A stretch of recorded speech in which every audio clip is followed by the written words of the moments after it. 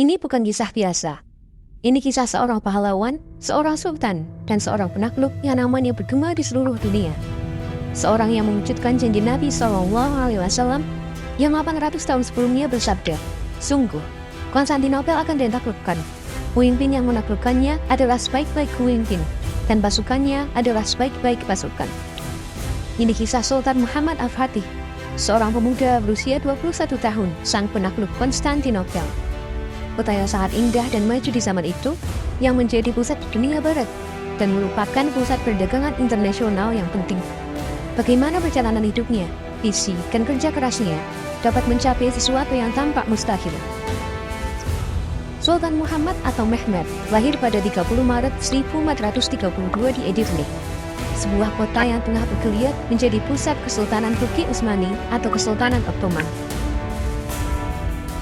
Dari kecil, Mehmed dibimbing dan dididik bukan hanya menjadi pangeran, tapi menjadi calon sultan yang matang, unggul segala aspek.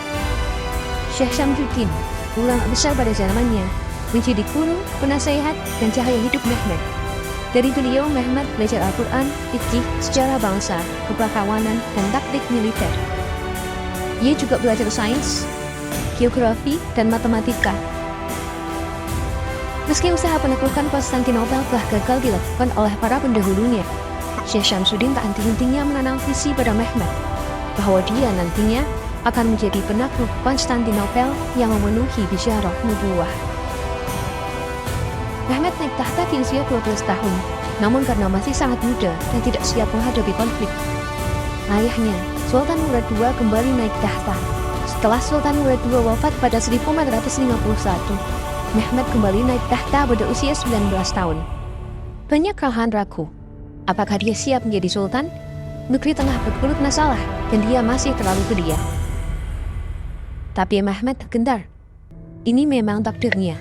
Ini saatnya visi yang diwariskan gurunya terwujud. Sultan Mehmed segera menyusun rencana matang. Ini bukan pekerjaan yang gampang. Konstantinopel dikelilingi tembok raksasa, dijaga pasukan yang terampil, dan diberkahi perlindungan dari Selat Bosporus dan tanduk emas. Langkah pertama, Mehmed mendirikan benteng Rumeli Hisar. Ini berguna untuk mencegah bala bantuan dari luar untuk Konstantinopel. Dibangun pada 1452, hanya 4 bulan saja. Pasukan juga diberangkatkan dari Anatolia dan Rumeli. Sultan Mehmed meminta adik meriam, yaitu Urban, membuat sebuah meriam raksasa yang nantinya diberi nama Meriam Basilika. Ini ukuran kaliber terbesar pada zamannya. Batu yang ditembak dapat meluluhlantahkan tembok. Mehmed juga mempersiapkan perahu, pasukan, dan berbekalannya. Segala aspek disiapkan matang. Ini bukan pertempuran biasa, tapi pertempuran yang akan tercatat sepanjang sejarah. Dalam perjalanan menuju medan perang yang bertepatan dengan hari Jumat, ada kejadian yang mengesankan saat pemilihan imam sholat Jumat. Semua pasukan diminta berdiri, karena siapa yang sejak akil balik hingga saat itu belum pernah sekalipun meninggalkan sholat fardu diminta duduk. Luar biasanya, tidak ada seorang pun yang duduk. Kemudian, barang siapa yang sejak akil balik hingga saat itu belum pernah sekalipun meninggalkan sholat sunnah rawatib diminta duduk. Sebagian orang duduk dan mayoritas masih berdiri. Yang terakhir, barang siapa yang sejak akil balik hingga saat itu belum pernah sekalipun meninggalkan sholat tahajud diminta duduk. Semua pasukan bergegas duduk dan hanya satu orang yang tetap berdiri, yaitu Sultan Mehmed. Sungguh, ini mencerminkan betapa mengesankannya kualitas ketaatan Sultan Mehmed dan pasukannya. Sholat Jumat hari itu menjadi sholat Jumat termegah sepanjang sejarah, di mana ratusan ribu jamaah membentang sepanjang 4 km di depan tembok Konstantinopel. Pada 6 April 1453, pasukan Ottoman tiba di bawah tembok Konstantinopel. Bendera bergambar bulan sabit berkibar, terangi harapan dan visi. Meriam Basilika mulai bergemuruh. Batu demi batu, tembok yang katanya tak dapat dihancurkan mulai retak. Tapi masalah terjadi. Di sisi lain, rantai besi raksasa di tanduk emas menghalangi perahu Ottoman. Ini menjadi masalah besar, karena Selat Tanduk Emas adalah titik penting untuk melumpuhkan jantung pertahanan Konstantinopel. Di tengah kesulitan, Mehmed menemukan taktik jenius. Bersama pasukannya, dia menilap perahu-perahu menjadi kendaraan darat, dihamparkan rel dari gelondongan kayu, diberi minyak, Kemudian perahu diseret naik melintasi perbukitan, lalu diterjunkan ke Selat Tanduk Emas.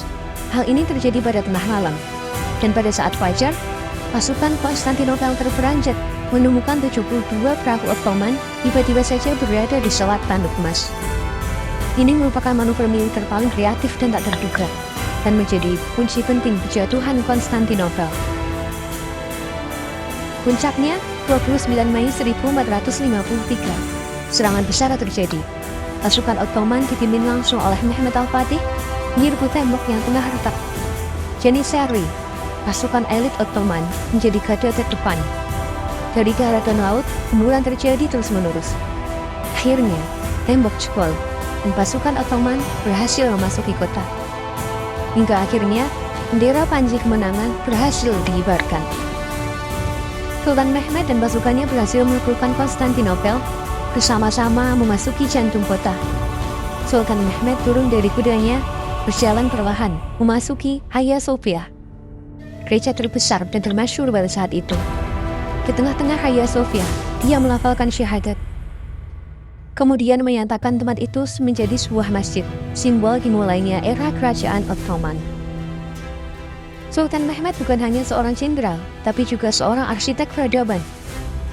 Konstantinopel diubah namanya menjadi Istanbul, kota yang menjadi ibu kota Ottoman hingga negara Turki sampai hari ini. Istanbul kemudian dibangun kembali, diberdayakan, dan dijadikan pusat kesultanan. Masjid, madrasah, jembatan, dan tempat belajar didirikan. Perbedaan agama dan bangsa diberi tempat. Kristen, Yahudi, dan bangsa lain hidup damai di bawah pemerintahan Al-Fatih. Ini menjadi landasan kejayaan Ottoman yang nantinya menjadi imperium terbesar pada zamannya. Karena itulah Sultan Mehmed II dijuluki Al-Fatih, yang artinya sang penakluk. Kisahnya menjadi legenda, inspirasi, dan teladan bahwa visi, iman, kerja keras, dan kecerdasan dapat mencapai hal-hal yang tampak mustahil. Sultan Mehmed Al-Fatih bukan hanya penakluk sebuah kota, tapi juga penakluk hati manusia, yang namanya masih dikenal sampai sekarang.